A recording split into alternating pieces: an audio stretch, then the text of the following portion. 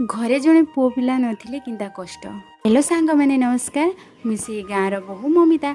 आपण मैंने केंदी अछंती? आपण मैंने समस्ते भलरे अछंती। आज आमर धान बुणा आरंभ हैला। तो घरे मो स्वामी नाई थिबा जोगु मते केते कष्ट करबा लगी पड़ुछि। जदि घरे पुओ पिला टिके नाई थिले निजके सब करबा लगी पड़े। तो मुई एठी चली आइली घरु धान बुहीकी। तो मुई तो निजे बुणी नाई धान, किंतु मुई लोक ठीक करिछेन धान बुणबार लगे। किंतु बाकी धान अणा निया ए सब तो मते ही करबा लगी पड़ला ना।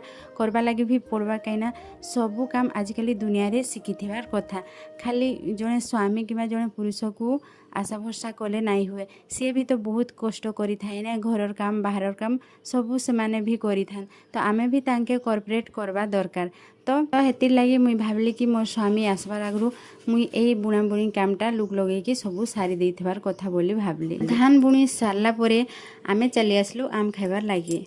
कहीं आमर जमी जेनाड़े अच्छी से पाखे आमर गोटे आम तुटा अच्छी। तो आम से आम खाइबार लगी चली आसलु। आम खाइके सीना पड़े आसनु, किंतु आम तोड़बार लगी बहुत कष्ट लगला। तथापि आमे ट्राई करनु। तो यहाँ गोटे मोर पुत्रा आसते ताकू मुई कहली कि दियो टिके आम झुणी दियो बोली। सी इंता आम झुणले जे कंचा पाचला सबू तले पकईदेले।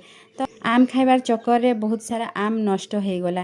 कहीं जदि आमे झुणी नाई थिले कंचारा नाई पड़ी थी आउ अन्य माने तो खाई थे। तो मुई एठी चली आसली ताके कहले कि आम तोड़ी दियो, किंतु सी कंचा पाचला सबू पकईदेला। तो मुई भावली कि कहीं लगी मुई निजे पत्थर मारिकी आम नाई खाइबी। मुई एक खाबर मारुथली आम लगी मोर छुटिया बेलर कथा मन पड़गला। छुटिया बेले आमे बहुत बदमाश थिलु, सांग साथी हेके आम तोटा जाउथलु। भिडियोटी जदि भल लागले भिडियोटी को लाइक करबे, शेयर करबे, कमेंट करबे। रहिली जय जगन्नाथ।